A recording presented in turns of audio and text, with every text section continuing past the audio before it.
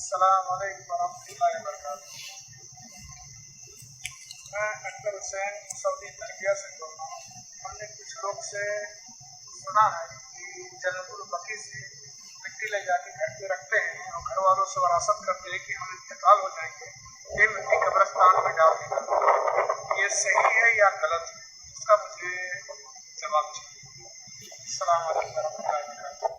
یہ ہمارے بھائی ہیں جو سوال یہ کر رہے ہیں کہ کچھ لوگ سعودی عرب سے مٹی لے کر آتے ہیں اور کسی خاص قبرستان سے اور لا کے اپنے رشتہ داروں کو دے دیتے ہیں اور یہ وصیت کرتے ہیں کہ میرے مرنے کے بعد یہ مٹی میرے قبر میں ڈال دینا، تو کیا ایسا کرنا درست ہے کہ نہیں ہے؟ تو دیکھیے، اس چیز کی کوئی اصل نہیں ہے، نامعلوم کس نے اس کو ایجاد کیا ہے۔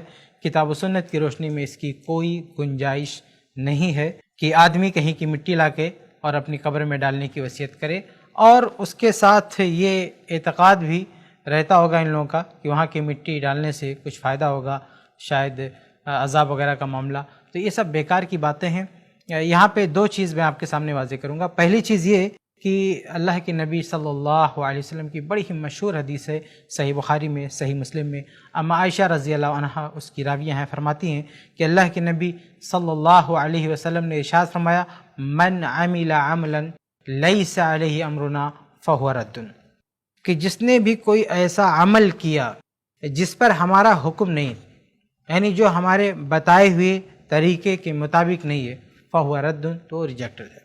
تو یہ حدیث کہتی ہے، یہ حدیث بخاری میں بھی ہے، مسلم میں بھی ہے، یہ حدیث کہتی ہے کہ کوئی بھی عمل انجام دینے سے پہلے اللہ اس کے رسول کی منظوری ضروری ہے، اس کے حوالے سے اللہ اس کے رسول صلی اللہ علیہ وسلم کی تعلیم کا ہونا ضروری ہے، ورنہ وہ عمل درست نہیں ہوگا۔ یہ عبادات کا مسئلہ ہے۔ ایک آدمی انتقال کر گیا، اب اس کو قبر میں دفن کرنا ہے، یہ ساری چیزیں ایسی ہیں جس میں ہمیں کتاب و سنت کی پابندی کرنی ہوگی۔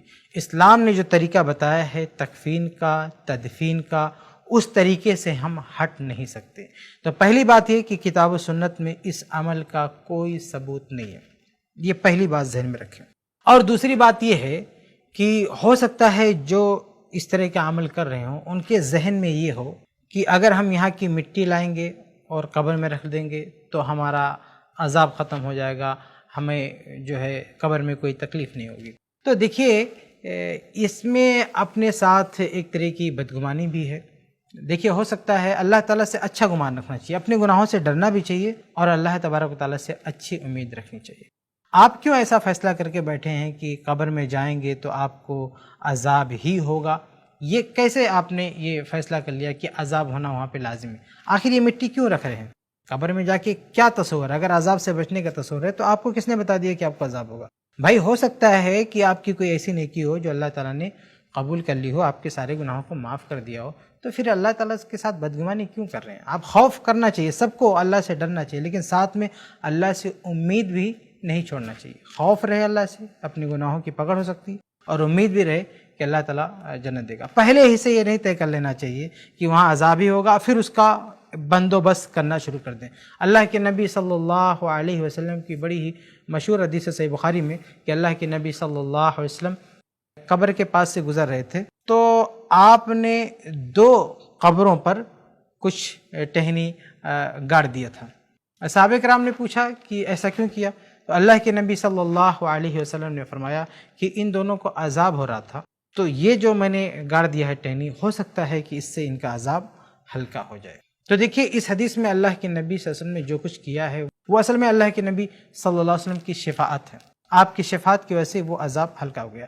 تو جب صحابہ کرام نے پوچھا کہ آپ نے ایسا کیوں کیا، تو آپ صلی اللہ علیہ وسلم نے فرمایا کہ ان دونوں کو عذاب ہو رہا تھا، اور کوئی بہت بڑا گناہ ان لوگوں نے نہیں کیا تھا۔ ایک تھا پیشاب کے چھینٹوں سے نہیں بچتا تھا، اور دوسرا تھا جو چغلی غیبت کیا کرتا تھا، اس کی وجہ سے ان دونوں کو عذاب ہو رہا تھا۔ تو یہ جو ٹہنی میں نے گاڑ دی ہے، تو جب تک یہ ہری بھری رہے گی تب تک کہ ان کے عذاب میں تخفیف ہوگی۔ اس حدیث میں ذرا اس پہلو پر غور کیجئے کہ اللہ کے نبی صلی اللہ علیہ وسلم کو جب پتہ چل گیا کہ ان کو عذاب ہو رہا ہے تو آپ نے اس عذاب کی تخفیف کے لیے کچھ کیا، یعنی وہ ٹہنی وغیرہ گاڑی۔ تو اس سے یہ پتہ چلتا ہے کہ جب آپ سے ہم کو جہاں نہیں بتایا گیا، جس قبر کے بارے میں ایسا کچھ نہیں پتا تھا، اس قبر کے بارے میں اللہ کے نبی صلی اللہ علیہ وسلم نے اس طرح کا کوئی کام نہیں کیا کہ ٹہنی گاڑ دیں، کچھ کر دیں، جبکہ آپ صلی اللہ علیہ وسلم نے ایک جگہ کیا ہے، لیکن دوسرے قبروں کے ساتھ آپ صلی اللہ علیہ وسلم نے ایسا कुछ भी नहीं किया है। तो जब किसी को मालूम ही नहीं कि उसके साथ क्या हो रहा है तो ऐसा हम क्यों कर सकते हैं? हालांकि इसका कोई तो बुनियादी नहीं है, यानी ये मिट्टी वगैरह रखने की कोई बुनियादी नहीं है। और ये जो अल्लाह के रसूल ने दरख्त का एक टुकड़ा गाड़ा था तो वो असल में आप सल्लल्लाहु अलैहि वसल्लम के साथ ख़ास है, यानी दूसरा कोई ऐसा कर भी नहीं सकता, क्योंकि आप सल्लल्लाहु अलैहि वसल्लम को बताया गया था कि उनको अजाब हो रहा है और नबी के अलावा किसी और पर वही नहीं आती, यानी कोई ये जान ही नहीं सकता कि उसको अजाब हो रहा है, इसलिए हम उस तरह का कोई काम नहीं कर सकते हैं। बाकी अल्लाह के नबी सल्लल्लाहु अलैहि वसल्लम ने जो सिखाया है कि एक आदमी फौत हो जाए तो आप उसके लिए दुआ करें, तो हम दुआ कर सकते हैं, ज़्यादा से ज़्यादा दुआ करें, और जो दूसरे काम हैं उसको फ़ायदा पहुंचाने के लिए हम कर सकते हैं, लेकिन ये नहीं कर सकते क्योंकि इसका कोई सबूत नहीं है, कुरान और हदीस में ऐसी कोई तालीम नहीं है। खुलासा ये है कि जो लोग ये अमल कर रहे हैं बेबुनियाद अमल है, उनको ऐसा अमल नहीं करना चाहिए। और एक आखिरी बात कि अगर किसी ने नादानी में वहाँ की मिट्टी वगैरह ला के अपने रिश्तेदारों को दे दिया और ये वसीयत कर दिया कि मेरे मरने के बाद उसमें डाल देना, तो बाद में उसके रिश्तेदारों को पता चले ये सब गलत है तो उनको नहीं करना चाहिए।